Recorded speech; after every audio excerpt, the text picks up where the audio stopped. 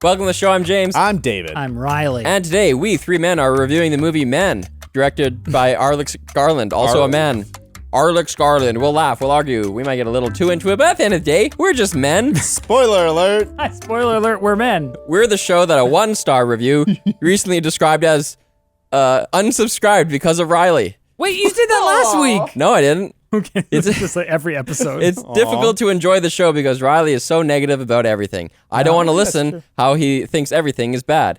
Thanks, Why don't Riley. you shut the fuck up? You better like this episode. You better really like this show. You liked everything everywhere all at once. What? You liked everything everywhere all at once. I feel like I have this thing though where I say the bad things about a movie even if I like it. So I don't know. You're a downer. I come across as a downer, but I'm rating it like that's why we have the rating For the system. record, Riley's a very nice person to be around. He's very congenial, friendly, effervescent even. Okay. Next week, we're doing Top Gun Maverick. Yeah. This week, it's Men. David, what are you giving this movie out of 10? Men. Missed opportunity. Anyway. To include that. Alex Garland has done it again. Heavy-handed and patronizing, Men is a movie that's so much better when everyone shuts up. Still, as the screams echoed into silence, I found myself mesmerized. 7.7 out of 10. Wow. That slogan took a turn there. I was scared for a second. He's channeling his inner Riley for a bit there. It's good. Yeah. But 7.7 is pretty good. it has that Alex Garland thing where the way people speak is really weird and drama clubby. Interesting. I never noticed that. All This right. one is better than a lot of his other movies, but I find His other movies being Annihilation and Ex Machina. I think he's gotten better at writing dialogue, but this one I still felt. He wrote 28 Days Later. Oh, I didn't know that. Yeah. I feel like everything feels kind of artificial to me in the people-to-people interaction. But when it's just like experiencing an emotion or it's experiencing a sensation, he's so good at just like bringing me into the world of the movie. Totally. So, Riley? I was going to say I don't agree with what you were saying there about the dialogue, but I can sort of see that in some This stuff. is the slogan time, Riley. This is my slogan. Men, what are we good for? Absolutely nothing. But this movie is good for making us think about our life. It made me think about being a man, which is what's supposed to do. I'm giving it 8 out of 10. Wow. I loved it. This never happened. Well, I loved it, but there were also a lot of, like, I took those 2 points. I feel like I love Alex Garland. I would rate all of his stuff, like, so highly. And I took points off because there are definitely some parts in the movie where I'm like, I don't know. It's pretty ham-fisted at points. But overall, once you kind of, like, let go of the need to sort of make sense of things and you're like, okay, this is very metaphorical, and then you kind of just go along with the emotional journey of it.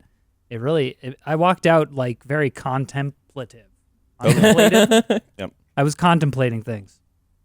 Okay. James, what about you? Do you think? Yeah, take that, haters. Riley loves this movie. Too bad you're not subscribed anymore. Okay. All right. An interesting movie that poses questions and reveals information expertly. Until the end. Trade one of those many man bussies for a little bit of catharsis. Am I right? Jeez. I feel Yeah, like 6.6. Oh wow. you didn't feel the catharsis. When I walked out of the theater, I was more hype on this movie. I was like, I think I'm probably going to give that like a 7.5, 7.75. And then I was thinking about it today, and I was like, I'm never watching that movie again. Can't be that good. Well, I like the vagueness of the ending that you can interpret it in a million different ways. And I think like the catharsis is the moment when she refuses Yeah. James. When he's like, I just wanted you to love me. But and she's like, no. And she's grown enough to be like, well, I'm clear, I'm not doing this. Although even before the movie started, she's already said no to him. So. I kind of get what you're saying, though, James. Well, you know what? Good for you, Riley, because now it's time to hear about our sponsors, Please. Athletic Greens. We'll get into it right after this message. Between being short on time and finding an option that tastes good, getting all your vitamins and nutrients can be tough. Athletic Greens is here to help. Each scoop, that's a scoop sound, of AG1 has 75 high-quality vitamins, minerals, superfoods, probiotics, and adaptogens. That's the newest buzzword to help you start your day healthily. It says healthy here, but I know the correct grammar is healthily. It's got less than 1 gram of sugar and no nasty chemicals or artificial additives while still tasting great. Each pack costs you less than $3 a day. And to make it even easier, Athletic Greens is going to give you a free 1-year supply of immune-supporting vitamin D, and 5 free travel packs with your first purchase. You know what I mean. All you have to do is visit athleticgreens.com/TJM. Again, that is athleticgreens.com/TJM to add AG1 to your health routine and secure your free gift with purchase today. Thanks to Jessie Footwear for sponsoring today's video. Jessie Footwear is known for being lightweight, easy to pack, comfortable, and most importantly, Riley, waterproof. Always moving, like Jake. Vessie's everyday move. He moved like 3 times in the last year. Vessie's everyday move shoes are the shoe for you, Jake. With enhanced breathability and added support, this style is perfect for the adventurous or those looking for something sportier. Jake is leaning forward in his seat right now. Or an extra den or whatever, closer to work. Featuring a pull tab to take them off and put them on with ease, vegan suede lace cages, extra midsole cushioning, and the same waterproof Dymatex technology that you know and love. You'll want to wear them everywhere. Check them out at Vessi.com/TJM and use code JM. Man, your voice is so suggestive sometimes. You know and love. You know and love. Zap Brannigan, attorney at law. What? It's Lionel Hutz. All right. Is that it? Pretty close. Give me the synopsis. Harper Marlowe decides to spend some time alone in the small village of Kotson following the death of her husband, James. That's you. I'm dead. In flashbacks, we see that Harper told James she wants a divorce, leading him to threaten her with his suicide and eventually strike her. Harper locks James out of the flat and witnesses him fall from an upstairs balcony to his death. Sometime later, Harper is met at her rental house by its owner, Jeffrey, who seems harmless enough. She goes for a tranquil walk in the woods that ends with her running from a mysterious figure in a tunnel and then spotting a naked man standing near an abandoned building. Later, while video calling her friend Riley, that's me, Whoa, that's weird. Harper sees the naked man in her yard and calls the police, who arrest him. Harper goes to a nearby church where a young boy in a Marilyn Monroe mask David, that's you. calls her a bitch for refusing to play with him, and a vicar offers a listening ear before implying she's to blame for James's death. He was. Harper leaves Oh and my goes to a God. pub where a policeman informs her that they released the naked man. Harper tells Riley, who agrees to come in the morning just before the signal cuts out, and things get weird. Harper sees the policeman in her yard, but he disappears, and another man chases her into the house, where a window breaks in the kitchen. She grabs a knife, but then Jeffrey arrives, finding that the window was broken by a crow, so he snaps its neck. Jeffrey goes outside to check for intruders, but he is replaced by the naked man, who blows dandelion seeds into Harper's mouth.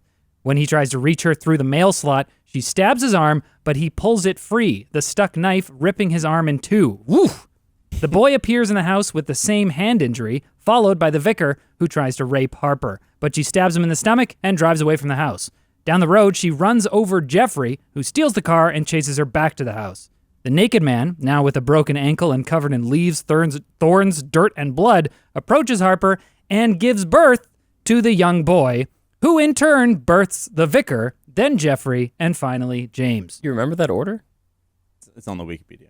James and Harper sit on a couch where she asks him, "What is it that you want from me?" James replies, "Your love." Later, Riley arrives and follows a blood trail to find Harper in the yard, smiling. There's the catharsis. Everything's fine in the end. Yay, what a fun time we had. But she's like, there's still blood everywhere. When Yes. yeah. Which is like one of the things that made me kind of like, I don't know about this, because normally I like to kind of see some sort of clarity about, is this a dream? Is this like a This is exactly supernatural what I'm talking spirit about, thing because going on? What's the lore here? Harper is revealed to be an unreliable narrator because the first indication of it is when her phone glitches out early in the movie, and you're like, "Whoa, I just saw some weird images on her phone." Right. But then later, her phone, she's texting Riley, and then it says like, "I know where you are, you stupid bitch." Obviously, Riley didn't say that to her, so she's someone else didn't get her phone. Yeah. She's imagining that, and then a bunch of surreal stuff and abstract stuff happens. So we can only assume this is not the real world. This is Harper's psyche. But then, when Riley arrives, the movie is now from Riley's perspective, and so whatever Riley sees, that's got to be real. See, like, And then Riley sees blood and stuff. So, and a lot of like hallmarks of or like evidence of what had happened, which means those things all actually happened. And now it's just like, wow! I walked out of the theater. Well, what actually? There's no way that actually happened. What? So I had a moment where I was like, "What's actually happening?" And then as that insane third act kept like getting crazier and crazier, I was like, "Okay, you know what? I'm just going to think about this as a metaphor because it's a very powerful metaphor. There's a lot going on. There's a lot to think about." Yeah, and so did I. It doesn't. Yeah, for sure. And at that point, I was like, okay, I'm going to let go of my need to find out the actual truth of the matter of what's going on here and just kind of think about what the director is saying, which is hard for me to do a lot of the time when something like that bothers me. But this is exactly what I'm talking about. I just want to talk about this for a second. Sure. Go for it. This is exactly what I'm talking about when I bring up like a plot hole or some sort of like lore inconsistency in a movie. And I'm like, are you speaking to the haters right now? Who are you speaking to? Maybe I'm speaking to the haters. Oh, they aren't subscribed already, pal. But also you guys, because you know we've had discussions about like how important is the lore and the consistency in the movie or whatever. And I feel like I've said repeatedly that if the movie makes you forget about that like more technical error, then it's fine, because the purpose of the movie is to make you feel and to make you think and to give you this experience that you go on, right? So if there's a weird lore thing and I'm like, well, what's actually happening? And the movie is like, don't worry about it. Focus on this. So Alex Garland achieves that for you. He does. Well, I don't know, dude, because in these other cases, you're saying, like, I'm looking at this painting or I'm looking at this art, and then it's all consistent except for this one thing that's inconsistent that I don't like. Yeah. And that bothers you. But that's not what Alex Garland's doing. He's painting this painting, and then this painting like takes a turn, and then the rest of the image, the rest of the art is different. Right. It makes you think differently about the rest of the art. Sure, but it's not like I'm not saying this in is the the previous perfect case. You're saying like there's this one outstanding thing that makes me mad. In the Alex Garland situation, you're saying like it just is a completely different art form. So you're like, oh, I understand. What I'm watching now isn't supposed to be like cinema verite. Like this isn't real life. This isn't photorealistic. This is a metaphor. This only could be some kind of themes and message. And so I'm going to interpret it that way. It's like looking at Jackson Pollock and being like, well, surely this isn't a park. This isn't like people in a rowboat, like from the impressionistic age. I'm looking at a bunch of splatter on a canvas. So what does it mean? So I think you have a good point there. I would just say that like what that means for me is that the burden on this type of cinema is less than the burden would be on like, you know, a franchise with a lot of lore that people are paying attention to, like Star Wars or whatever. Or to take the extreme case, a documentary, which is supposed to just be facts. I guess so. Which they're not.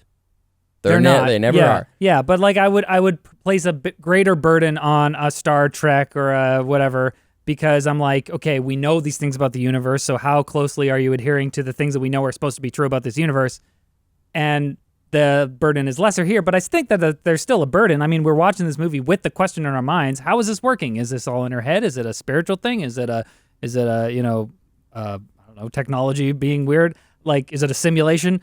Like, we're asking these questions and they're there, but they're less important because the metaphor and the emotions and the story and the characters are so strong. I think for me it works too because it is so much of her experience. So I think part of her, what makes it so scary is she doesn't even know what to believe. Like, right. When you're being abused, when you're being chased by or oppressed by men, like, you don't know what the threat really is. You just know there is threat. Yeah. And I think that's why it works for me, and I'm willing to forgive it, because it's the whole point is that, like, hey, men pose a threat.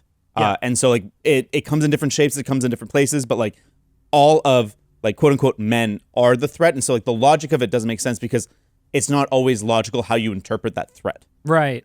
I mean, yeah, there are definitely some times in the movie where I'm like, what is actually going on here? And one thing that makes me, one part of the movie that made me think that a lot was after she almost gets raped by the vicar and she escapes, and then she's kind of like stumbling through the lobby of the house, and it shows us like 4 or 5 different variations of her stumbling through the lobby, and she's doing different things each time. And I'm like, what is this? Yeah. What are we watching right now? Is this a multiverse thing? Is this like in her head? Is that like a Hong Kong fight movie where they do a really good stunt and they show you 3 angles of it? Yeah. Is it her I like forgot the stunt, though. considering different actions that she could take? Like, I don't know. Did you guys have an answer for that? I have a few question marks. My notepad. About that part? No, but I think that's though, one of them. Again, to me, it's like she just experienced assault from one man, but I think it's like it's trying to like generalize these specific encounters into kind of like a vaguer, bigger threat, and so like that's the aftermath of one specific threat, but really it's like it's played out in different ways because that's a bigger threat than that one encounter. Right. So that's a corollary to the whole like, why does every character in this movie have the same face? Every man in this movie, other than a couple, have the same face, and it's, I guess, for that exact reason, just to be like, not hashtag not all men, but Hashtag all men, actually, yes, all men. Well- Literally everyone in this well, movie. yeah. There's some kind of through line that we participate in. It culminates in something we call patriarchy, and that's just present. It's omnipresent. Yeah, I think that obviously, like, there's a lot to break down in this movie, but yeah, let's address the core thing here. The title of the movie is Men. It seems like she had this experience with her husband, and he had like toxic traits, and obviously we don't see all of his toxic traits. I mean, it only really alludes to him sort of being like emotionally unstable and her wanting out, manipulative for sure. And so, but then it's expanded out and we get these different characters. We have Jeffrey, the Green Man is what the naked guy is. Did you guys look this up? No. I looked it up because I'm just like, when I was watching it, I was like, okay, there's this naked guy in the forest. Obviously, he's a bit more than just like some weirdo naked hobo guy in the forest. He probably represents something. And I actually did walk out of the theater being like, that guy is probably some sort of like spirit of nature or spirit of like masculinity or something. Yeah, that's how I interpret it. It was like he's like the first man. He's like the essence of masculinity. Yeah. Even before like culture has touched him, that's what like masculinity was. Right. And so I looked it up. Yeah, that's really a weird thing though, because usually nature is the feminine and culture is the masculine. And then in this one, you get there's that podium with that face with the leaves on it, which is well, but then there's examples of like nature being embodied by whoever, right? Like the Green Knight sort of represents nature in a way. And this is actually I looked it up. It's a connected character to the Green Knight. It's called the Green Man. It's a pre-Christian, ancient pagan symbol of nature and rebirth. And you can find carvings just like she saw in the church there, like all over Europe. Cool. And so this is like a recurring folkloric figure. And on the other side, there's the woman. Is David right? That's like it represents as like a proto masculinity. That's well. Are we getting into biological essentialism here? Well, obviously, back in the day, there was a lot of biological essentialism going on. But what? I guess so. I just mean what else? There's male and female. Like they weren't talking about gender as a construct back then. They were just like you're a man, you're a woman. Back then, yes. I think there's some confusion about what the figure actually like represents and like and how it fits into different mythologies and stuff, but it seems like it's sort of like this figure representing broadly nature and men, I guess. Because there's a female carving on the other side, which is known as a Sheila Nagig. I think the Green Man tries his best to look like Sheila in this one. There's a lot of orifices. Yeah. Because I found interesting was that sequence where the Green Man gives birth to the boy, gives birth to the vicar, gives birth to Jeffrey, gives birth to James. You remember that now? I looked it up because I thought it was interesting. And to me, it's like, okay, there's like a natural masculine instinct that's the first man. And then we're born into boys and we're impressionable and like we learn from the men around us.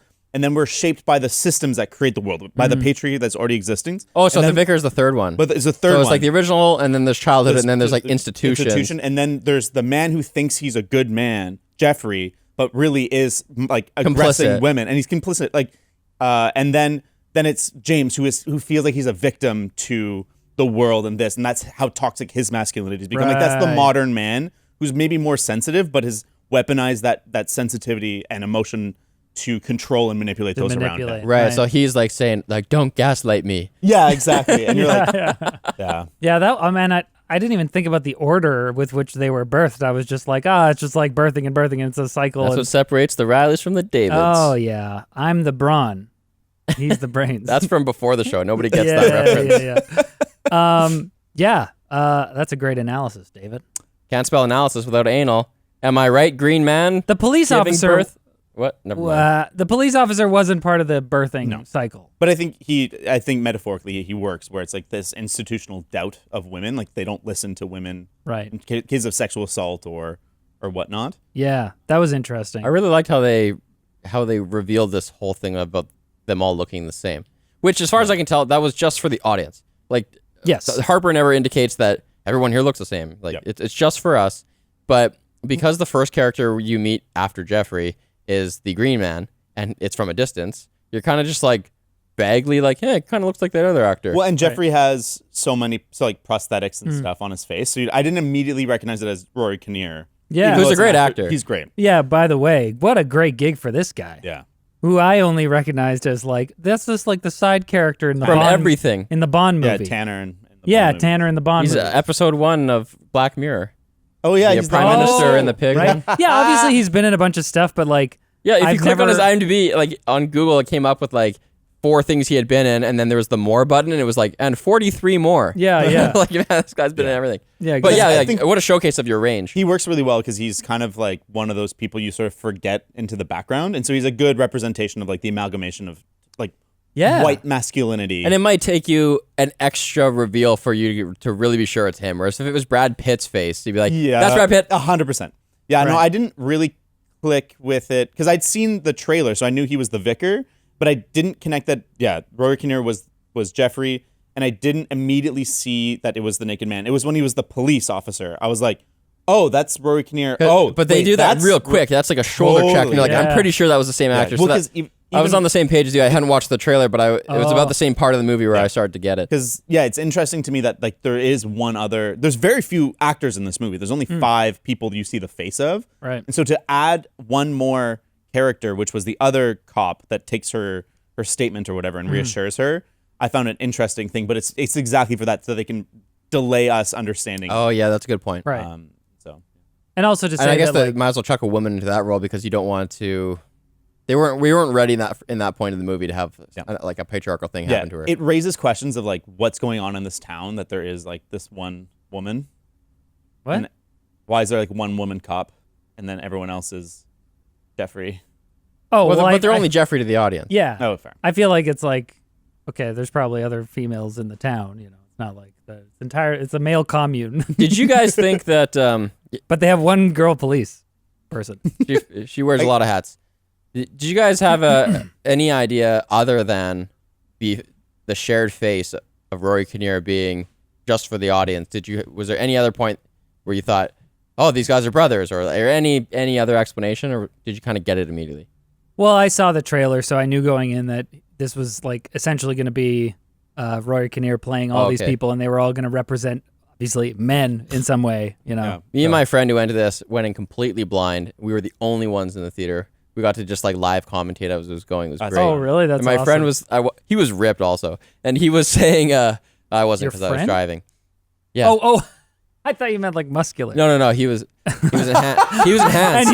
And we were in the theater, and he was ripped. ripped. There was no one else in there. He was topless and oiled up. Back row. He had his feet on my shoulders. We celebrated masculinity in that theater. High 10, bro. We consummated. But he was like, is there some kind of like genetic... Are they? What's in the water in this town that they all look like this? I I think that's just for us, man. I That's great. couldn't stop laughing at the kid. That was bad. That was so bad, and it was funny. Like it wasn't like, oh wow, they did a bad face match. It's just like a joke. It was like comedy. Oh, and really? I couldn't stop. The second literally scene- every time he shows up, I just would burst out laughing. Oh, really? The second Yeah. scene was better because it was darker. Yeah. But that first scene, it was like, yo, that face is huge. It's like And he's balding, Yeah. and he's doing his. It's still Rory Kinnear's voice. like 5 o'clock shadow. And he's like, I'm a just trying kid. to sound like a boy. yeah. I was actually shocked at how well it worked the second time when he shows up in the house Yeah. and it's dark. I was actually shocked because I was like, whoa, that actually looks really good because the first time looked so ass. yeah, Well, that and- second scene is what they showed to the execs. Like, this is what's going to look like. and the thing he's doing with the dead crow, where it has the Marilyn Monroe mask, and he's like kind of like doing this like humping thing, Yeah. is so off-putting. Super creepy. And so as soon I was laughing, and then as soon as you see like the overhead shot of the crow kind of being like thrust upon, it's like, oh nope, I'm done. I'm done laughing. Oh man. So we were kind of going through like the different characters here. Let's talk Joffrey. He seems nice at the beginning. Is that necessary that we're kind of like we get comfortable with him? I think bit? it's a perfect introduction where you're kind of taken off your guard. You're not immediately like, oh wow, he's a scary dude, but you are. I think I was off put by him. Even like the microaggression of him being like, oh, get the stuff from your car, and she's like, no, I want to get it, and he's like, Yeah. no, I'll get it, and it's such a nice little Nope, gentle, nope. like masculinity taking away a woman's agency, Right. and so I liked him. I didn't immediately think that he was part of the monster that's gonna come at the end. Yeah, I but- just kept paying attention to all those little like touchstones that are going to be important later. Oh, this door is difficult to lock, and there's no cell reception, and there's a hatchet over here, or whatever else. It's funny because I feel like the meeting of Jeffrey and Harper is also sort of a demonstration of the clash between sort of like a more rural countryside, sort of traditional sensibility of like masculinity and femininity, and a like urban, more left-wing city-based, idea that like, hey, just because I'm a woman doesn't mean I can't get my own bags, Mm-hmm. Whereas I think in the, like, looking at it from a, giving it the benefit of the doubt, being like, they just, men in the countryside are just like have a more traditional view, and they're just like, hey, like, I'm the man, I'm stronger, I'll go get the bags. No, it's no big deal, But I think that like seeing that clash between the two sensibilities makes us uncomfortable because we're like, she can get the bags, dude. It's fine. I didn't even notice that. Oh. I guess that's why it's microaggression. He also was. That's what made me think about it because you called it microaggression, but obviously to someone who lives there, and that's just kind of like, things are simpler. But he also was portrayed as being like a very, like, he wasn't like a dick about it. He wasn't like, oh, and by the way, because you're a woman, don't flush your bloody tampons in the septic system. I think that's like, hate to say it, but just for the ladies, just. Yeah, it's like he's sort of aware of this, like, things have changed a bit, so he's like trying to being like be a gentleman, but at the same time be accommodating. I don't know. Well, septic systems are. Then we had these like little they're moments. Sensitive. Yeah. Where we had these little moments. He's like, oh, I definitely, can't flush the women's stuff. Blah, blah. And then she tells him that she ate the apple, and he's like, mustn't do that, forbidden fruit. And you were like, is it happening? And he's like, just kidding. Just kidding. Well, because I saw that much of the trailer. Right, and in the trailer, I was portrayed as like a tense. Right. Something's going to happen I here. feel like a really important thing about this guy is that he's trying to make all these jokes and stuff. He's being kind of overbearing, trying to win her approval, to be like, I'm funny, right? Like, please, like, and she kind of like continually, she kind of entertains him a little bit, and she's like, oh, thank you, that's nice or whatever. But at the end of the day, she's kind of like, okay, let's wrap this up. And I feel like that's kind of a dimension of like masculine versus feminine energy, where it's like there's always a vague thread of like a man is bigger and will impose his will on you, and she just has to like submit and like accept it and like you said, entertain it until he goes away. Right. She doesn't have any power to be like, stop, we're done. It's such a weird thing throughout this movie. Masculinity is continually portrayed as requiring something from the woman, as being like, I need you to respect me. I need you to show me that like I'm doing something that you approve of. Which is funny because it's like when I think of like non-toxic masculinity, I think about this like kind of confidence and a sense of like, I know what I'm doing and I know what I have to do to be a good person and to help people and whatever, But whereas in this like toxic masculinity is born of this sort of like lack of confidence and this need for approval from other people. And so you act out because you're mad. I think an essential piece as to why I think the feminist message works in this movie, even though it's written and directed by a man, because it's really a deep exploration of like the masculine insecurities from the perspective of a woman, which is like there's like kind of a weird dynamic of that. But it works because it's about, like you said, men needing approval. Yeah. And that's the threat. That's the danger in this movie. And it's fucked up. Yeah. It's cool. It's like it's an interesting take. Yeah. So I feel like that can contrast with other depictions of like toxic masculinity that are just like, oh, they're bad and evil and they just want to beat people up all the time and they don't want to talk about their feelings, blah, blah. And we see this in sort of the police officer who's like, I'm protective and I'm here to protect you. And don't worry, I'll stop the bad guys from getting to you. But at the same time, when she expresses like, hey, you let him go? That's not cool. I don't feel safe. And he's like, bah. Fine. Yeah, and then she's like, yeah, here's 3 pieces of information I didn't give you before that would totally change your mind. And he's like, oh, shit, I didn't know that shit. Should have told me that before. But he didn't even say that. He was just kind of like, on his face, he could see that he kind of recognized like, oh, yeah, those are pretty grave concerns. But I was sitting there in the theater like, you should have told him that.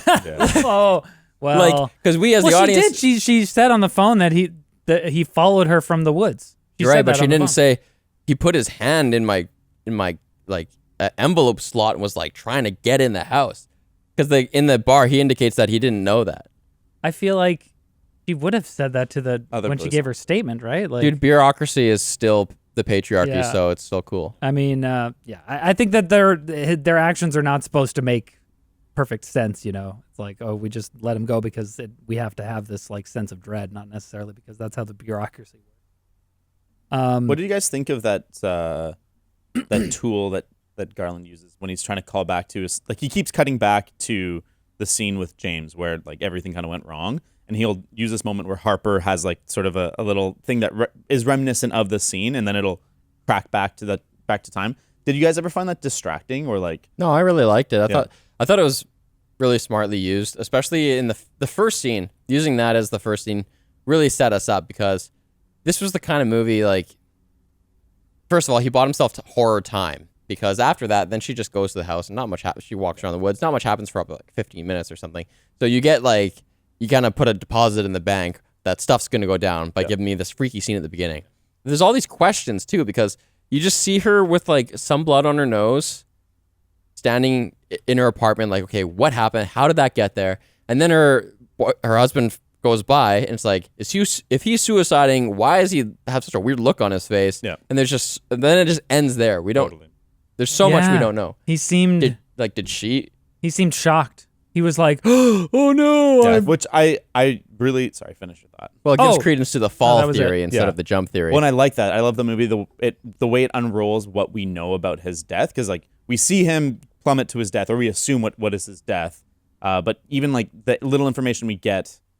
Scene by scene, it's like, well, did he kill himself? Did he not? We really don't know, and she doesn't even know. Right. And like I found that a great place to leave it at the end, where it's like we're like as an audience, we're like wanting to know like what happened, but like in the end, she doesn't know. Yeah. And it doesn't really matter. I mean, anyway. I guess it doesn't. It doesn't really matter because what he threatened to kill himself, which is really the important part. I also really him trying to manipulate her. Yeah, I liked that too. I hadn't seen that in a film before. Probably because I haven't watched a lot of Asian cinema. I assume they've been doing Asian cinema since like the 20s. Like someone, because they have crazy plots all the time. Sure. But like someone being like, I'm deliberately putting this on your conscience. Yeah. I'm going to kill myself and it's going to be your fault. That was so sinister. I love how enraged he gets where he's like, I'm the victim. Like, quit trying to play the victim. And that the way he's manipulating the situation. That scene was so powerful and well acted. Yeah. It was. That was kind of like the main thought that I had leaving the theater was the kind of like a victim competition where it's like I don't think that Harper is like a perfect person or whatever. I feel like this conflict that we're seeing on screen is trying to depict this sort of like competition between people to try and posture themselves as the bigger victim. She's like, hey, you're victimizing me with your crazy emotional outbursts. I'm trying to take agency here and say, let's divorce. And he said, how could you be doing this to me, wanting to divorce me? If you do this to me, I'm going to kill myself. And she's like, how could you do this to me, threaten to kill yourself? Because I obviously can't be with someone who's going to give me such an ultimatum. For sure. Yeah. I just mean that like on both sides, they're viewing everything that's happening as you're doing this to me. And I'm not saying that it's equal. Obviously, the guy is being the worst person in this scenario. But I think that like it was interesting to see a sort of nuanced depiction of toxic traits that, you know, do present themselves in masculinity a lot, but can also present themselves in femininity a lot, where it's like people being emotionally manipulative and saying, how could you do this to me? And like asking for approval, asking for support, and like pretending to be, oh, I'm such a victim, I need help, and like soliciting help like that in a toxic way. I think that can present in both in men or women or whatever. Any human. Any monkey with shoes. So I liked that. I agree. I think the movie's not necessarily saying that it's masculine or feminine is better, is that there's this deep unhealthiness, and that now that masculinity has been filtered through a more modern lens, which is like more what would be traditionally considered feminine. We have the vocabulary, the vernacular of emotions, but we're twisting it in a weird way. Like I've noticed that more and more that people are using like terms of abuse or like being a victim of abuse for like describing like regular encounters. Mundane things. Yeah. I was so triggered because my parking space was taken. Totally. Yeah. And we just normalize that, and like people are constantly trying to put themselves as the victim, and it's like Yeah, I hear the word gaslighting being used way too often. And basically any argument between partners, it's like, well, I don't agree with your stance because this. You're gaslighting me. Like, right. I mean, Not always. and Sometimes. it's hard because it's like they've entered they've entered the lexicon in this way. So it's like, can you say that it's almost like we need to change what gaslighting means now, which is unfortunate because then it waters down the meaning of it. So when you talk about people, Well, that's the same thing with slurs, right? That happens all the time. Sure, yeah. I mean, it's a natural language thing. Yeah. Going back to the men characters, the Vicar. What'd you guys think about the Vicar? He's one of the ones I rolled my eyes a little bit at. It felt like that's where I was like, oh, there's the Alex Garland dialogue. Right. The hair is what got me. Yeah, that's pretty bad. I was like, no one has this hair. This is like a fantasy character hair. He was a total NPC. Yeah. He looked like a video game character, like hair. But apparently Alex Garland was very specific about the hair because the costume department was like, obviously he's just wearing a Vicar thing, but that's what I saw in an interview. I thought that the way that scene went was kind of just a little believable. Oh, really? Yeah, I don't know. I thought it was a pretty honest... I think the idea that a Vicar could turn it on her and be like, well, you are responsible. I don't know, just the turn of it was like, oh, it felt very movie-y where it was like, oh yeah, I'm supporting you. Haha, just kidding. Right. I don't know. I could totally see him saying that stuff. Yeah. Completely. I feel like it was kind of trying to be an honest depiction of corruption in the church and how a lot of people become clergy not because they are they've figured themselves out and they are they're solid people, but really because there's they have a need to control people, and so he's like, I'm gonna bring you over here and talk to you not because you actually need it, but because I want to feel as if I'm helping you and that I'm I know the answers to your problems and stuff. And I very much got the feeling that there are narratives in our society about clergy who are like this, and so I don't know. I thought it was powerful in how it describes people's experiences in that way. I totally agree. Not saying that all clergy are like that. I'm just saying that these narratives have been out there. I think the depiction of the power dynamic is excellent. Even he kind of tells her we're gonna sit down, we're gonna talk. He puts his hand on her knee in a really uncomfortable way. That was so all those that was almost over the top. Could have done the shoulder. Yeah, but I think that's the point though, is that it's he's taking her power away by imposing himself on her. And I like that. I just found the words or something out of his mouth felt a little. It felt like someone who didn't go to church writing a Vicar. That's what it felt like to me. Okay. I mean, later he doesn't quote the Bible. He quotes some Greek. Satan. Was it? I feel like it was the Odyssey or something. He mentioned Agamemnon. That's Troy. The movie Troy. He loves it. Speaking of Brad Pitt. And then the boy. We kind of talked about the boy. But I feel the boy is good because it's an intergenerational thing. And actually, Jeffrey has a quote too where he says something. My father, when I was 7 years old, told me I was a loser. Didn't have an ounce of leadership ability or something like that. I have the quote. Oh, you have precisely the qualities of a failed military man. Which I thought was a pretty clever quote, actually. But yeah, that's definitely talking about the cycle of toxic masculinity. Sure.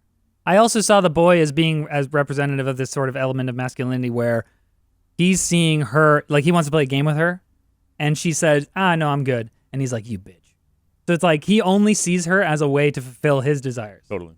And then when she expresses a preference, he's like, I don't give a fuck about that. And it's a gendered slur that it hits her with too, right? Right, exactly.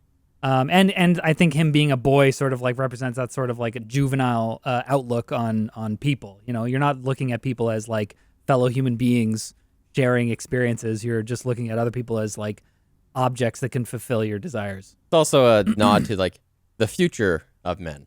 Right. She also mentions that, I'm used to kids in London swearing at me. Right. That's bleak. Yeah. They're our future. There's imagery about the birthing and stuff and talking about the next generation. Riley shows up at the end and she's pregnant, which I thought was interesting. Yeah. What is the movie trying to say there? Take that hatchet. Take it. I had a moment where I was like, okay, so she shows up at the end and she's smiling because it's well, the men are all gone now, so now we're going to raise children only with women and then they'll be fine and there'll be no problems. And it goes right into Annihilation, the movie. Oh, God. It was a mostly woman movie, I guess. That's where I was going with that joke. What did you guys think of the actual horror elements of this movie? Because we talked about the characters. It's not a jump scare movie. It's more of a dread, what am I watching kind of mindfuck movie. I didn't find it particularly scary. There were horror elements that pissed me off, close that door, close the goddamn door. There's a guy around the property. He could be trying to get in. let me just walk 30 feet from this door and leave it open. Yeah. And they're like, but I think they do that stuff on purpose. Right. They must do that on purpose. and just I to was make also me like- think, oh God, he could be in there now. Ugh. And I was also like, okay, she's kind of standing close to the door and he's looking around. So it's like now that Jeff is here, things are sort of safe, even though she's still holding the knife as if like, see, that was interesting because when Jeff shows up, oh no, that's before. There's a point at which her behavior kind of switches from being sort of understandable as like a character in this story to being like, okay, doesn't seem real anymore. This seems sort of like metaphorical because like Jeffrey goes outside to check, switches into the Green Man. Green Man blows dandelion seeds at her. One goes inside her mouth. And then at that point, she just kind of is like, oh, and it's like there was like drugs involved or something. And she's like walking back to the house and kind of like, oh, in slow motion. But and then the it goes back. Green Man doesn't try to like rush inside or anything. They just kind of slowly close the door. And then he sticks his hand in. And it's almost like this is sort of like a theater play or something instead of something that's literally happening. It's like, Yeah. at that point, that was the point at which Yeah. I was like, okay, I think I can just take this as metaphor right now. Yeah, it's from then on that starts to get wacky, super wacky, Yeah. right? What is the purpose of the dandelion? Like going inside of her? Is it like an impregnation thing? Is it a like I don't indoctrination? know. Like thing? generally speaking, I kind of thought that the dandelion was like a propagation of The seed. like the patriarchy just continues, self-replicates, Right. which is kind of how I thought of that whole giving birth to scene as well. Yeah. Yeah. It's for sure. going on and on and on. There were a couple things in this movie where I was like, this is imagery. This is clearly a metaphor, but I don't really get it. And the other big example of that is the deer shot where you're following the seed and it kind of goes into It comes right back out. the eye of a deer. And then we see pictures. We see the stone, like Green Man, and then the stone Sheila Nagig and in weird lighting or whatever. And then we come out. It looked like a different deer. I think the deer was just more decomposed, had maggots on it now. Okay. So I took that as time has passed. Oh, I don't remember in the movie if like. but I don't think it was really has. She's only there. I think as it a all booking happens- for 2 weeks, so it's got to be just a couple days. I think it only really happens in one day. Yeah. We never see her sleep. Well, that's how I took it. I think like she gets there in the morning and then it all unfolds over Same the day? course of a day. Okay. But maybe I'm wrong. It's not super important. No, it couldn't have been all in one day, because she is when she's in having a bath. That's after the stalker, or no, that's after she sees the naked guy in the tunnel. Oh, she does have a bath. Yeah. Then she has a bath. I think it's over 2 days or 3 days. Maybe. It's not super. Yeah. It does the movie thing of trying to make it seem like the smallest amount of compressed time, but it's Right. particularly. But how did you find the actual horror elements? I found I was very tense when the movie wanted me to be tense. I think the tension really kicked in when she's at her house and you can see the Green Man outside, and he keeps being in the background yeah, of that was shots, very intense. and it was Yeah. like it was horrifying. I kept in thinking the that best way. Riley was going to see it through the camera on her Yeah. phone, Same. because she would see Yeah. a different Same. vantage. I'm not sure whether I expected that too, and I almost was like, oh, that's like a missed opportunity to do that, but maybe it would have felt too tropish. Yeah. Like it's like, oh, we've seen that a million times. And I think it's good that Riley is kind of kept on the outside of the experience of right, it. right. It makes She it, never actually sees Yeah. anything until the end when she sees the blood trail. I guess. Yeah. Well, the Green Man does exist, because she gets a photo of it Yes. and sends the photo Yes. to Right. Riley. So That's true. he's But that real. also could have been in her head if she just like saw the guy there, but then he never actually. Well, no, I guess the police arrest him, so it's all real. I even before that though, I love the transition from this like peaceful magical walk where she's amazed by the acoustics of that tunnel, and she's singing this tune that will come back later too in the movie, Oh. which is a really cool little It's so good. touch. Yeah, that became the soundtrack later. Yeah, on. later, Yeah, which I is love neat. it. I wonder what that means metaphorically. Experientially, it's really cool. Maybe nothing though. That's the thing. You can't Yeah. lean too far in, or else Yeah. you get movies like 1, 3 through 7, Yeah, yeah, or yeah. Room 2 through 7. Oh, Sorry, yeah, go- yeah. keep But- going, though, David. As soon as the silhouette appears in the distance and the scream happens and they start running towards her, it's like I was like my skin crawled. Yeah. in every, Actually terrifying. It was actually to any horrifying. human. Yeah. That would be so scary. You're Yeah. like, it's so creepy. It's like, you were just there the whole time. Yeah. And you didn't react. Like, what's wrong with you that you wouldn't react to this so far? Right, Everyone right. else would have been like, hello, unless they were like so super high on. Yeah. And he gets up and he acts as if it's like he doesn't act in like a normal human way. He kind of gets up and stands there for a second and looks at her and then just starts kind of jogging. Yeah. Like it's not like it's not like a what was that over there? Oh, okay, I'm gonna start slowly walking. Slidey. Yeah, it's like Almost like a zombie kind of Yeah. behavior where it's like takes a while for them to process and then they're like, yeah, it's just like not normal. Yeah. Yeah. That is such a creepy tunnel too. It's so long. yeah, So Right. dark. I found it was beautiful because like the color in this movie is excellent. I think they do a really good job. Like the greens are so vibrant, but then she gets to the tunnel and it's black, but there's a little light at the end of the tunnel, so it feels like, oh, it's not that long. But then she steps in front of the light. And then it's just a black It's wall. just a black wall, and I Right. thought that was such an effective tool. Again, I don't know if there's like a deeper meaning to it, but Light at the end of the tunnel. She's blocking it off. yes, Yeah. that's Her like, own mind. As in a metaphor. as in a woman Like blocking it. she's going through shit. She's talking like thinking Oh, I about see, the but she's getting guilt in the of this, way and of she's seeing. trying to work through everything. And she gets to a tunnel, and there's a light at the end of the tunnel. It's like, oh, maybe I will get to a point where I can like deal with this and like come to peace. Yeah. But then she like stands in front of it, and So it is her fault. Her way through the tunnel is blocked by Oh man. Yeah, and the other part of it is just it's really masterful how he's making these images that are so nice to look at and something really, really cool that would go great on a white woman's Instagram. To go back to Bo Burnham. Oh, yeah. We like, always do. That tunnel shot is so cool. So cool. And it goes from beautiful to ominous. Yeah. Right. Like, And just just manipulates us. That whole walk, I mean, like that's kind of what you were saying, right? Made Dave? me It's like a fiddle. It was like so nice. And I wrote down, I was like, that's the first time. There might have been music in the very beginning, but the whole movie, there's no music until that walk. She goes in the walk, and then the sort of like it's nice music. And I'm like, oh, we're having a nice experience. She's like experiencing Okay, wonder. I needed to clarify this with you because in the theater I was in, on the right side near the back, while this music played, there was kind of like a Trent Reznor-esque like static noise. And I was Oh. like, is that music or is that broken? No, it was just like Oh, yeah, sure. kind of Yeah. crackling noise. Right. And it was only on some frequencies, so it wouldn't play throughout. But I Oh. only noticed it on that song to begin with. And it was just broken. It was distracting the whole Oh, movie. that sucks. Yeah. I told the assistant manager, and he was like, fuck you. Wait, really? Thanks for telling me. And then just walked Oh my away. I gosh. was just like, That's so all right. That sucks because that music is like so. It's like classic Alex Garland in the sense that it's just like it's beautiful, but it's also kind of creepy and ominous. And I just feel like he does such a good job.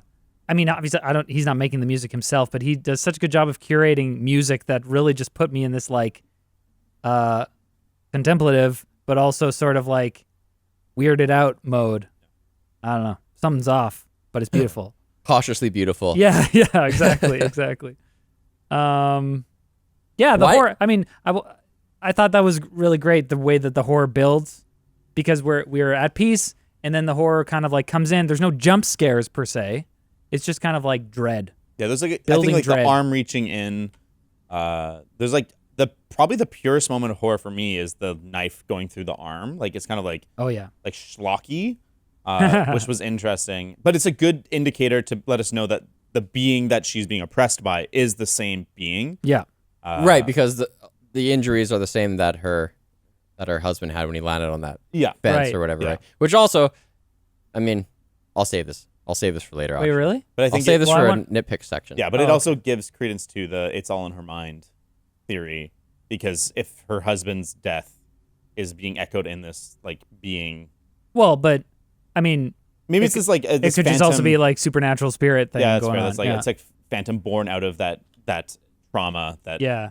Or like he's like a spirit and he presents himself to people. Yeah. I don't know. Whatever. It also tells you even more strongly that all the different male characters are the same. yes. Like, Right. because they all have this arm thing, so they're Yeah, the same. I just found force. it a little tacky when he's like reaching around her neck with the split hand. I don't know. It just I felt think like that was effective for a lot of people. Okay. I think some. People I think were it was like, it was "Yeah." horrifying, but at the same time I was like, you don't have to do that. yeah. I don't know. It just felt Yeah.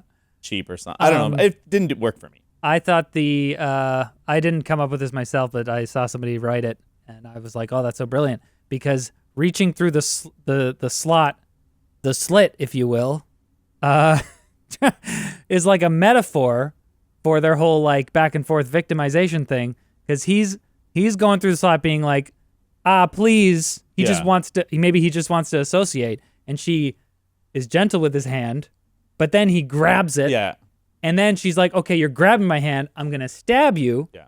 And then he could have just been like, take it out or whatever. Like, what is he could do something else, but he chooses to pull his hand and inflict an even greater injury on himself. It's kind of the whole movie in microcosm. Yeah, yeah. Nice observation. So, well, not me, this Reddit person. I see. Dude, this is when people... What? I don't do this for every movie, but for this one, I was just like, there is so much going on in this movie. Yeah. I had like half a page of notes myself, but I was like, I need to go in like prepared so we can actually discuss the things. I wasn't sure if the movie. knife was going to get all the way. I thought, like, I was just thinking about Jesus Christ, and I was like, I think that's going to get stuck at the wrist, because can't you, that's the whole part of crucifixion is like, you could bear your whole body weight on that thing. Oh, right, yeah. I I don't was think actually wondering about that. I'm It like, kind of and does if hitch, and I think he yanks it harder to get through the rest of it. it- Effective, the Yeah. actual ripping. But it's such so effective that I actually had to kind of disengage from the movie at like the end of that. The VFX was sufficient Yeah. for that. It looked Yeah, all right. it was good. Yeah. I like that deep fake. Nope, that was bad. It was hilarious. Those orifices look pretty good, too. I liked the birthing. I thought that was cool. I and liked the effective. orifices. It's it was shocking in the way that was like terrifying, and it keeps going on. Yeah. And it almost did like the Family Guy knee thing, where it like goes on for too long, and you're like, all right, that's enough of that. But it goes on long enough Yeah, that and it becomes you're like, around. I'm you're into like, it again. Okay, yeah, this is interesting. I thought it was weird because the first one is the Green Man, and it kind of looks like the orifice develops right in the crotch, Right. kinda just like the statue we've seen. And then, but then once the birthing is done and the corpse of the Green Man is on the ground, you can see that he still has male genitalia. Yeah. I'm like, is that a butthole? Was that a new hole? So originally, what the hell was that? Originally, I thought it was a butthole, but then later they start coming out of every which way. So later on, yeah. I wonder if where it comes out of has some significance in terms of the metaphor, but I couldn't find like a refreshing That's- where. A possibility, but I would just kind of doubt But it. yeah, yeah, I feel like it's. I mean, maybe, but like I feel like it was probably more just kind of like body horror. best and- one is definitely coming out of the back though. That one, like the way that like the that was skeleton kind of crazy. like activates as it's pushing it out. Yeah. Oof, That was good. Really Yeah. good. By that point, I was like, okay, I'm into it because I also thought that it was interesting that they're doing this stuff and they're not like attacking her anymore, Yeah. right? At that point, now it's just about them trying to get her attention and being like, please give us something. Like, give me approval, give me attention, tell me you love me. It's like, it was like, so it's like, I saw that as a man kind of like prostrating himself and like acting out and being like, oh, I'm going to make a spectacle Yep. so that you give me something that I feel that I want, which is some sort of like emotional gift or. Can we talk about race for a second? Okay. I was thinking about that a little bit, but. Well, I think that in Hollywood today, it is awesome to see a lot more representation. Like, casts just seem to be more diverse. But there's a bit of a Star Wars effect where it's like the bad guys can't be black. But in this one, her husband, the most evil person in the movie, is black. yeah. But I think that choice was made because every other dude in the movie is this one white guy. And I think they just wanted to really visually distinguish people. It's kind of like how you can't have like two dudes with a beard in a movie. Like, there should be a redhead person, like, you know, a guy with a mustache and a dude with a beard. They should all look really different. You have blue eyes just so people can keep track of characters. I also think that they're trying to make it clear that the point isn't about race; it is about just gender. Oh yeah, that's a really good point too. Because like, there's a evil black and evil white person. Right. Yeah, and I thought I think I thought about that for a second, but then I was like, oh yeah, all the other guys are white, so it's not really like not something that I thought much about. I think we haven't really talked about the main character. I think her portrayal. Harper. She's great as the eyes of the audience. Like, I Right. feel like I never felt like I was really let into her inner life, but I was never too far. Like, it just nails that sweet spot where as they're slowly unveiling her emotional trauma, I just was there and I was so excited to learn more and experience it with her. And I don't know, she just did an amazing job. And Yeah. she's set up as pretty, like, she's a good audience surrogate because she's pretty realistic. Like, when there's that stalker outside, she calls 911 or 999 like immediately. Yep. It's Yeah. like, thank you. Yeah. Thank you. Just get that out of the way. Yeah, I mean, it's hard because in the men we have like the concept of man split into these different personalities, and we can talk about each of those personalities as like characters. But Or like with her, facets of patriarchy. yeah, but with her, she kind of represents just like womanhood, you know, in general. So it's like because our objective, the objective of the movie is to kind of like portray a woman's experience of toxic men, right? So it's like, how much do we want to put, I don't know, extra characteristics on the woman? Yeah. I feel like she could have used a little bit more characterization. I feel like I kind of knew who she was, but at the same time, she felt a little empty. I think that's fair. Why do you think? And there were definitely parts where I'm like, "What the fuck are you doing? Get out of there!" Like I wrote at one point, I was like, "Moral of the story so far: single women shouldn't go wandering around strange countrysides by themselves?" Question mark? Because I was like, "What?" I don't know. If I knew someone who booked a vacation to go out stay in a strange town by themselves for 2 weeks, be like, "Oh, okay, that's kind of maybe I would do it." And well, anyone should be able to do that. Right. And maybe this is my victim blamer. Maybe this is my horrible sexism. But I just feel like the reality of the world is there are fucked up men out there, and you got to be careful. You know, that's all I'm saying. I mean, it's true for everybody. Well, sure. I mean, a big empty house like that is creepy. Right. Especially in old ones. Like, to be clear, if a man did that, I would also think it's kind of weird, but I would be less worried about the man. You haven't traveled much, have you?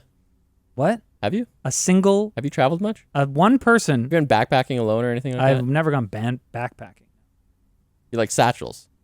I'm just joking. What do you guys think of the fact that he hits her? Because I feel like one of the dynamics of this movie that I really like is that when she stands up to him after he's hit her, like he is unable to get what he wants, and so he lashes out, but in like the modern man sense. But with him like resorting to violence, I almost felt like it took away from that aspect of it. Do you feel like that, or is it just like I think they just wanted to make him so repugnant. They just wanted to make him completely evil, and he was like inexcusable. Anything that he did was his fault. He was right. He was so shit. I think if she like irredeemable, that's what I want to say. If she like locked him out of the flat and then he went and killed himself and he never hit her, I think that there would have been a bit more of like a valid question of like, well, should you have locked him out of the flat? I don't know.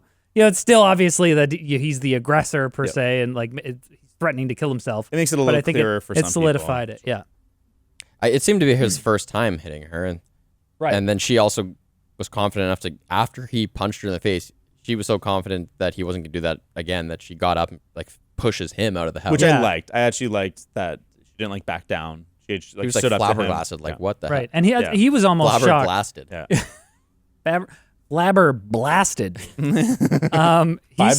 He almost seemed shocked by the fact that he hit her. Yeah. Which I think was good, because I feel like that underscores that he's not really thinking in this situation. It was such a realistic portrayal of a fight. Yeah. They were yelling over each other. Yeah. That was amazing.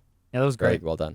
I believed both of their performances. I hated when the vicar came through the bathroom door. I'm like, you didn't lock it? That wasn't...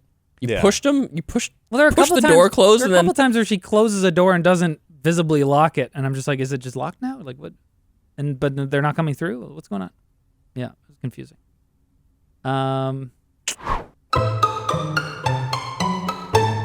Nitpicks. I don't believe that someone would walk that close to the dead body of their partner. When the flashback where she goes outside, his body is maimed on that fence, and she walks within like 4 feet of it and just like stares at it without really reacting. I'm pretty sure if she was like, oh my God, he's down there, I have to kind of like go check if he's okay, you'd be like across the street basically with your hand on your mouth being like, oh no, he's like dead. Immediately throwing like up, no one would just like get that close. Walk up. Yeah. But I don't know. The camera had to be close for our horror, so. I don't know. Yeah, I feel like it maybe that is some characterization on her behalf where. Yeah, it is. She I mean, ultimately was trying to get out of this relationship, and then he was acting like even more crazy than he had previously, apparently, right? He was like hitting her, and he's never done that before. So maybe she's just kind of in this shocked sort of like, I need to know more. I need to get closer, like contemplate for a second, like what is going on here? And it's almost like the way that he was splayed out, it almost seemed performative. Like, look at what you did, you know? But I don't know. The horrifying. It's a nitpick because it's just like, I just don't think anyone would do that. I was going to score it against the movie because it felt really unnecessary. But then the fact that it comes back and like the monster ends up with those injuries, I was like, all right. I'm not mad that we see it. Yeah. I just think she should have just been out of focus farther back because there's just no way. She walks right up to it.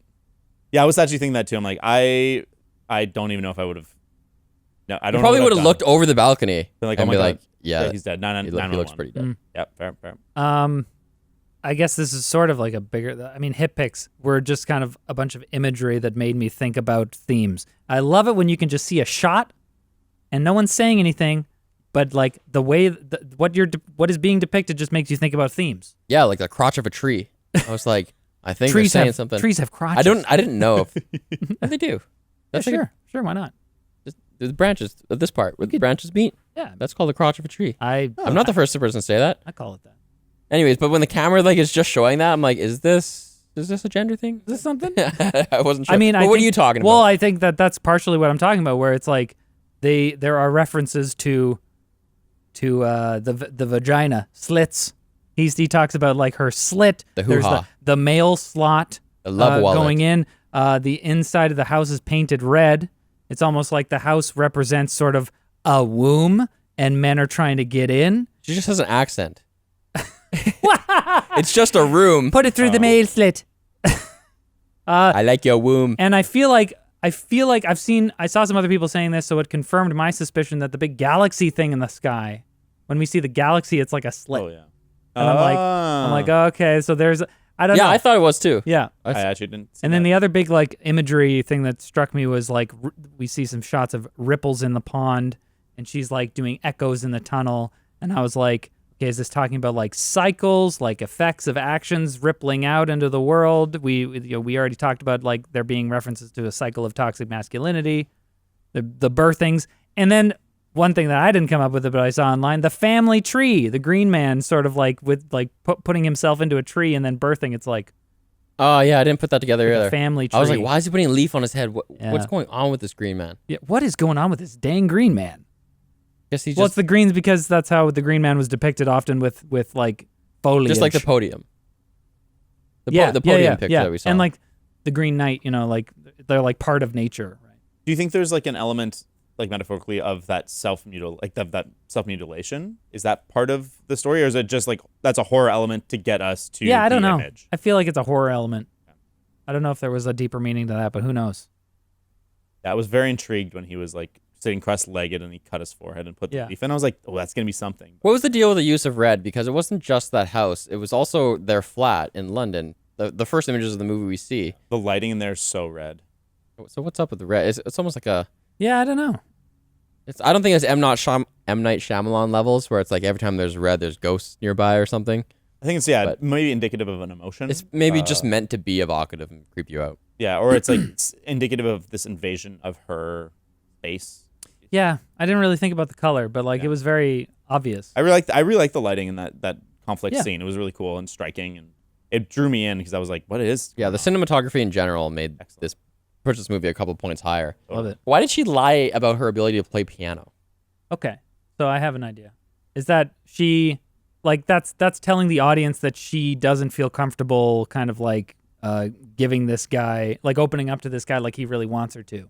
Like he's like, I'm going to be funny and, I want you to be comfortable. I really, really, really, really want you to be comfortable. And she's not comfortable. So she doesn't tell him that she can play piano, and it's only revealed later. Yeah, and I also think that it fits into the like men want to take from her, and she knows that if she says like I can play, he'll ask her to play. Yeah, exactly. How dare you small talk with me? Son of a bitch. James is offended on Jeffrey's behalf. Well, it's weird. Well, to your point, I like your point, but we only get delivery on that later, so it's kind of like a rewatchables. You're only gonna get that on a rewatch. Oh, really? Yeah. I don't know. I mean, when she told, When she starts playing piano, like half an hour later, you're like, oh, she wasn't comfortable saying that to the guy because. well, yeah. Well, it made me wonder. Oh, I know that she didn't say it to Jeffrey, so why didn't she say it? And then I was thinking about that. Like, it didn't like click right away that she wasn't comfortable with Jeffrey. But I think that like we see that obviously she wouldn't be comfortable with the other guys, and Jeffrey is just kind of like he. That's why it's interesting that he comes across as this like, hey, you can be comfortable with me. I'm the good guy. Yeah. But really, it's like, no, you're part of the whole complex. Did you think there is like a significance to the crow? It's like that breaks through the window. She thinks that it's a man breaking in, and you find out it's a dead crow, and then like the crow gets like touched inappropriately by the boy or whatever. Like, do you think there's like a significance to it where like I was trying to connect it. I was like, maybe when you're being abused or like invaded on, you have a hard time seeing who's the aggressor, who's the victim, and you start to just like be afraid of everybody. Yeah, I was trying to fit the crow in somehow. I couldn't really do it. I Because mean, even like, the fact that they put a woman of, mask on the crow I think there's a reason for that. Yeah, I mean, I took that more as like the boy is a teenager and he's like being a gross teenager, you know. But yeah, I don't know about the crow. Audience, let me know, please. Hit pick for me was when she goes to the church and she cries, and she does like a big wail, and there's music. It's like a whining like. Oh yeah, it became part of the song. Merges her like they're different notes. She's crying, but the note kind of comes up to meet her cry, and then they're the same note, and then they split again. I was like, it's so good. I wonder if that was all in post. You think that probably whoever was doing music composer, yeah, the composer just did that? Yeah. That's cool.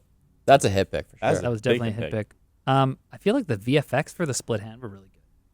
Like when the it's vicar actually goes cutting, or no, afterwards when it's mutilated and the vicar goes to like wash his hands, and that was really well done. He like washes on. one half and then the other. Yeah, he washes one half and then the other, and I was like, that was a good. I mean, I don't know, like it looked real.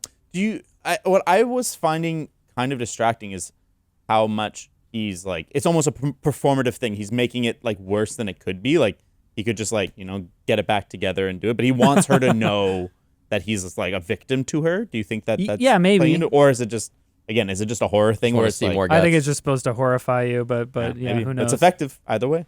This is the thing: is the movie gets all room 237 on you. Totally. I've said that twice now. Like you think that everything is a so there's a documentary called Room 237, and it's about everyone's theories about things that are hidden in the movie The Shining. Mm-hmm. And my take on like what Room 237 is showing is it's not actually just an enumeration of all the cool things Kubrick put in the movie.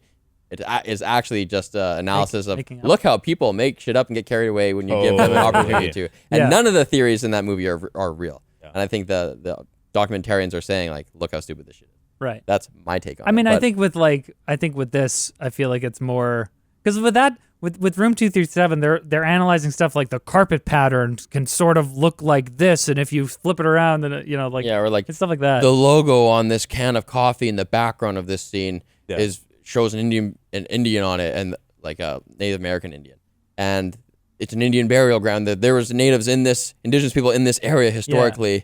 So blah blah blah blah, and it's just like this guy skiing. If you squint, he looks like Bigfoot, and it's just ridiculous. Yeah, that's taking it too far. Yep. I feel like this movie though, you can do that to a certain extent and have it make sense. It's like, okay, does the crow mean something? Maybe, because it seems like a lot of things. Yeah, it seems like a lot of things. And the guy who chases her kind of sounds like a crow. He's like, ah. So it's like, well, that's what I thought as well. I was like, is the crow representing the men too in some way? But I don't know. What do chairs represent? At the end of the day, I was like, there can be some things in the movie that probably aren't like so deep and some like, deeper meaning. The movie does really succeed at making you feel like anything could be important. Right. So it gets to that level, and I think that's a positive for me, where the movie triggers that part of your brain that starts to think too hard. Yeah, for sure, it's a positive. It's just that you never know where the bottom is. Totally. You just have to be kind of skeptical when people pitch things. Okay. Hondo P. Hit pick when the vicar's kneeling and he's like talking, like kneeling in front of her, and he's like talking about like her hole or whatever. I don't know what he's saying. But when he says slit. Yeah, and then he's like getting closer and closer, and then she puts the knife up right where a dick would be, and it's like, and puts it under his. It like looks. That actually just made him more excited. Hey, I was like, is this something? But I don't know. I don't know like what the actual analysis of that would be, but I just thought the imagery of like him getting closer and closer to a woman's place, and then the knife goes up in a phallic thing. I don't know. I liked it. Yep. I liked that. Fight fire with fire, baby. Knife dicks. Apple tree. Adam and Eve. Yeah. Forbidden fruit. Yeah, and then blah, blah, blah. Jeffrey references that right away, kind of just like belying the fact that he is from a world where that exists, where original sin exists, and it's a woman's fault. We live in this world. Right. We're going back from the posh city life. We're still joking about it today. Yeah. I didn't even think about that dynamic of it, how he, like, on a biblical level, you can blame women for everything. Right. And it's like, that's brought into this for sure. She bites the apple first. Yeah. Another hit pick wasn't really the movie, but about my experience of the movie. Like, the movie ended, and I was just like, because the last line is just so powerful. Like, what do you want from me? Your love. And then the title comes up, Men. And I actually like laughed because I was like, bah! It's like, it was so perfect. It was such a perfect encapsulation of like the conflict and like, what the issue was. It's almost like a TikTok edit of a movie where it's like, in like 5 seconds. No, that explain YouTube the series, movie. like movie in 60 seconds. But it works. So, Yeah, but exactly. we were talking at the top of this show. Wait. But then the hit pick that I had was that happened, and then the credits start rolling, and I was like, "Whoa, there's so many deep things to think about." Like, I'm thinking about my own life, and like, am I embodying these toxic traits, and blah blah blah.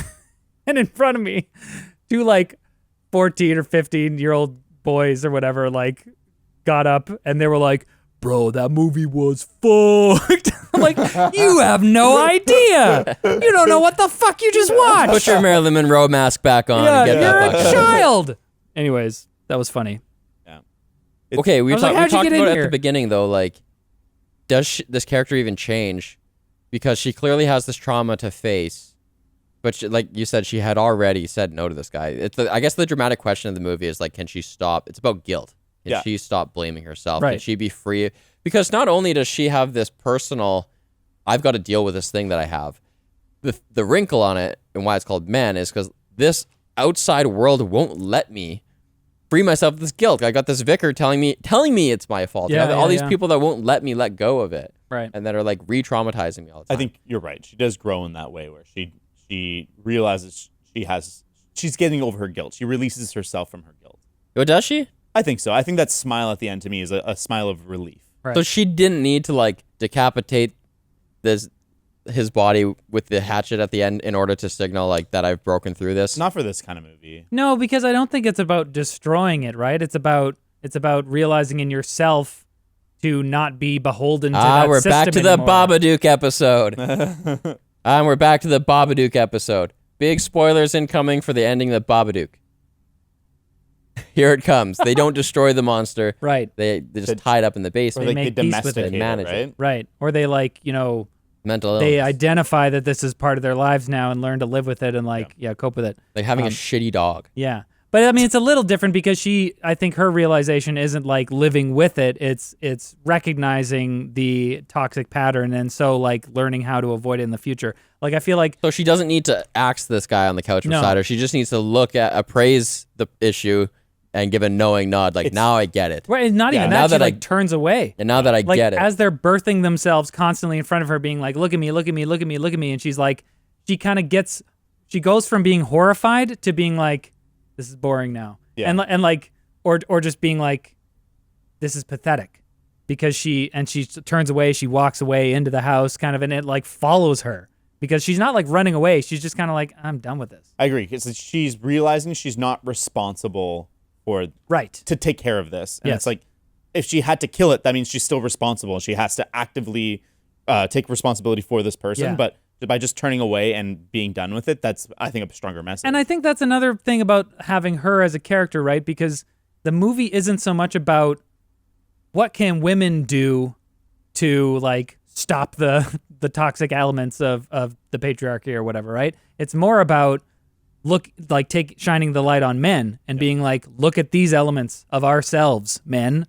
Like, act right, figure it out. Don't do this. And if she just destroyed the manifestation of her husband, maybe that would be insufficient because the movie is about all of these people that are all engaging in it and creating this patriarchy, right? So if she only destroyed that manifestation, it wouldn't be solving the whole problem. So maybe that's why she just decides to turn and walk away from the whole thing. I wonder if there is a version of this movie where, or like at least in their planning stages, where she would like stab him and it would like morph through all the different ones or something. But they're just like, that's just not going to work. This is it's a way better ending if it's a little vague and that would be. Did she ever attack anything with a hatchet? No, she didn't even know the hatchet was Chekhov's there until hatchet. after. Chekhov's hatchet. Yeah. She didn't check that one They off the do. list. They do call attention to it, and then I'm like, oh, she's gonna get that later. She holds it. Yeah, that would be. I feel like it would also be like,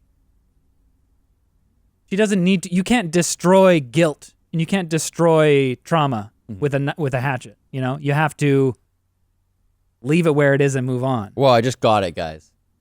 I wasn't listening to you, Riley. I was thinking about how when Riley character shows up and she still sees the blood and everything, it's because she's also a woman. So she also senses all this bullshit. Oh, maybe. Oh, maybe. Yeah, she just gets it. So it's still metaphorical there. It's not that like, oh, that's the movie revealing to you that this was a real physical thing that happened. It was more like, she's part of this too. She sees dead people too. I think it's To both. take it to a science reference from 2002. I don't think the movie takes a clear stance. I think like if you asked Alex Garland, he'd be like, it's both. Like, or like, it's up to your interpretation. Right. That's not science, that's Sixth Sense. In What am I saying? perpetrate. Jeez Louise. Well, That's a 1999 film. Oh, I'm... James! Sixth Sense does not hold up. Oh, really? No. I haven't watched it. Don't like it. Oh, that brings us to a different segment.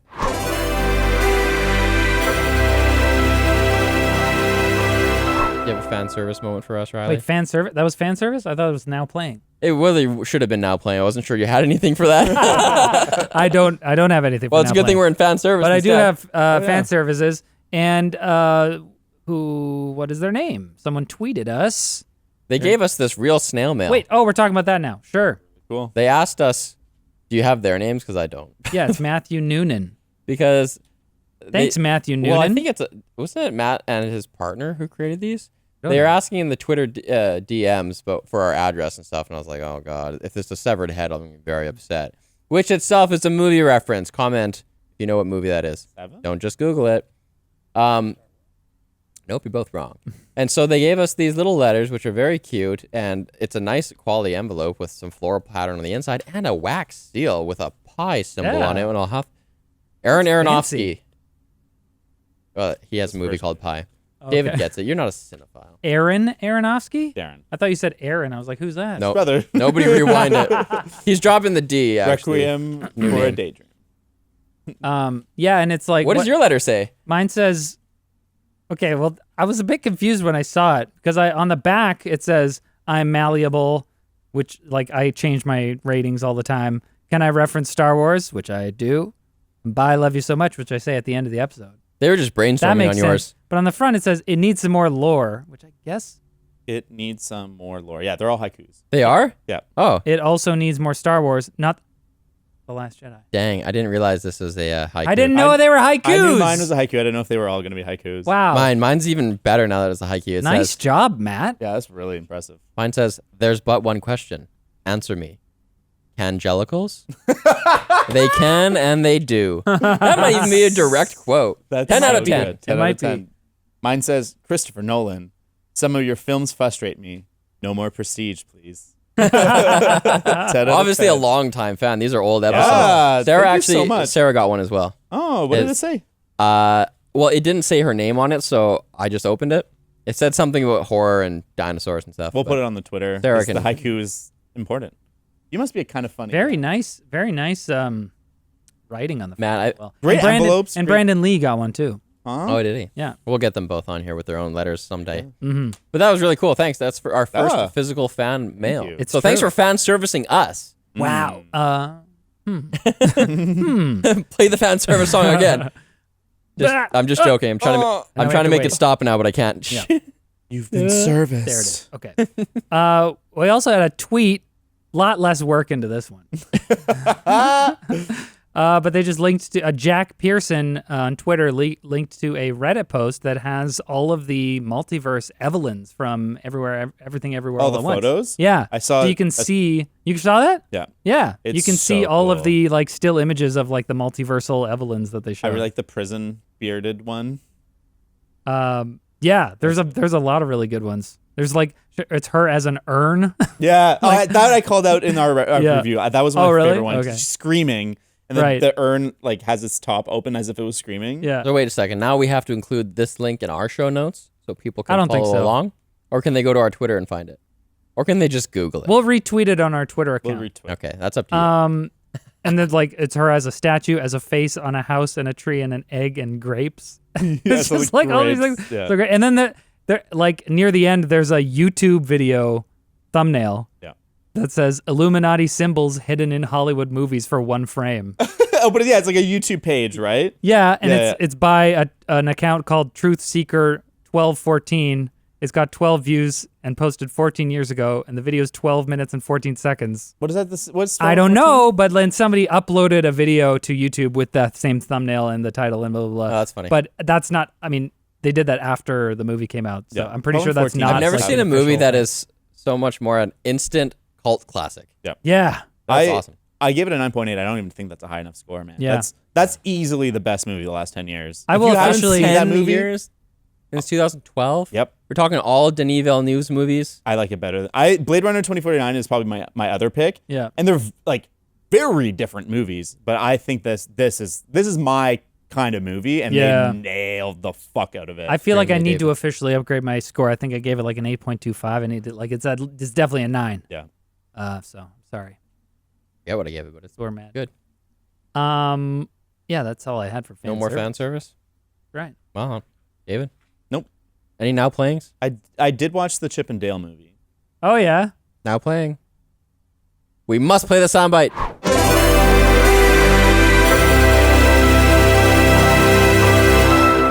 The Chip and Dale movie. Is that a stripper movie or is that They a... make jokes about that in the movie.